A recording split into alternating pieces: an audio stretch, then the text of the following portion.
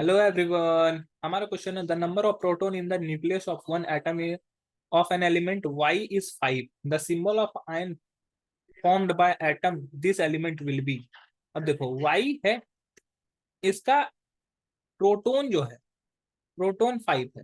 तो हम लोग का एक फॉर्मूला होता है z equals to E equals to P। ठीक है, मतलब कि number of electron equals to number of proton equals to atomic number. मतलब कि जो हमारा प्रोटॉन नंबर होता है वही एटॉमिक नंबर होता है, उतना ही हमारे पास इलेक्ट्रॉन भी होता है। ठीक है, तो अब क्या होगा ऐसे स्थिति में, इसके पास इलेक्ट्रॉन जो होगा y के number of electron, electron equals to 5 और नंबर ऑफ प्रोटॉन ये भी क्या है 5 है। मतलब कि 5 पॉजिटिव चार्ज है, 5 निगेटिव चार्ज है, 5 इलेक्ट्रॉन है और सॉरी 5 इलेक्ट्रॉन है जिस पे निगेटिव चार्ज है और 5 प्रोटॉन है जिस पे पॉजिटिव चार्ज है।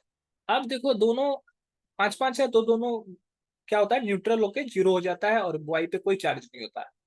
तो इसका इलेक्ट्रॉनिक कॉन्फ़िगरेशन कैसे लिखाएगा? इलेक्ट्रॉनिक कॉन्फ़िगरेशन की बात करें तो पहला सेल में 2 और दूसरा सेल में 3 इलेक्ट्रॉन होगा वाई का। ठीक है, ऑक्टेट कंप्लीट करने के लिए क्या करेंगे कि ये अपने आउटर मोस्ट सेल में, आउटर मोस्ट सेल को फुलफिल करना चाहता है। तो आउटर मोस्ट सेल, अगर ये सेकंड सेल की बात करें तो सेकंड सेल में 8 इलेक्ट्रॉन कंप्लीट करना होगा। 8 इलेक्ट्रॉन कंप्लीट करने के लिए इसको 5 इलेक्ट्रॉन की नीड है। तो ये क्या चाहेगा कि अपने इस 3 इलेक्ट्रॉन को डोनेट करके आउटर मोस्ट सेल किसको बना ले, इसको बना ले। Outer most shell first shell जो होता है, फर्स्ट सेल हमारा, फर्स्ट सेल जो होता है उसका कैसे कैपेसिटी होता है 2 इलेक्ट्रॉन, मैक्सिमम 2 ही इलेक्ट्रॉन रह सकता है। मतलब कि इसको अगर आउटर मोस्ट सेल बना ले तो कोई भी एलिमेंट क्या होता है, स्टेबल फॉर्म में चला जाएगा जब उसमें 2 इलेक्ट्रॉन रहेगा। ठीक है, अगर आउटर मोस्ट सेल में सेकेंड सेल है, सेकेंड सेल से अगर बात करें, from second shell, second shell से क्या होता है, ज्यादातर सेकेंड सेल से सभी के आउटर मोस्ट सेल में 8 इलेक्ट्रॉन कंप्लीट करना होता है ऑक्टेट कंप्लीट करने के लिए, स्टेबल फॉर्म में जाने के लिए। ठीक है, तो इसका सेकेंड सेल में 3 इलेक्ट्रॉन है, 3 इलेक्ट्रॉन से 8 इलेक्ट्रॉन जाने के लिए इसको 5 इलेक्ट्रॉन गेन करना पड़ेगा। लेकिन 5 इलेक्ट्रॉन कोई भी एलिमेंट डोनेट नहीं करता है, तो इसके वजह से ये उस चीज को छोड़ देगा, उसके लिए थोड़ा मुश्किल हो जाएगा, टफ होगा 5 इलेक्ट्रॉन एक्सेप्ट करना।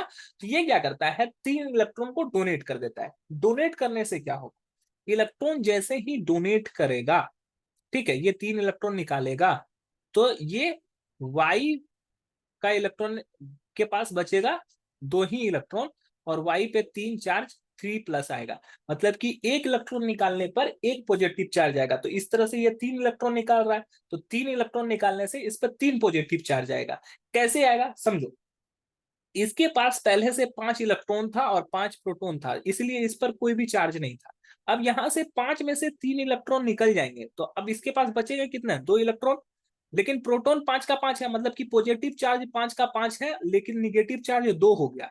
तो निगेटिव चार्ज सिर्फ 2 है और पॉजिटिव चार्ज 5 है। इसी वजह से यहां पर क्या होगा, पॉजिटिव चार्ज जितना ज्यादा आएगा उतना ज्यादा ही इस पे पॉजिटिव चार्ज आ जाएगा। तो 3 ज्यादा है पॉजिटिव चार्ज, तो इस पे 3 प्लस आएगा। तो इसका जो सही आंसर हो जाएगा वो हो जाएगा ऑप्शन डी, अन्य ऑप्शन जो है यहाँ पर गलत हो जाएंगे। आई होप ये क्वेश्चन आपको समझ में आया होगा। That's all, thank you.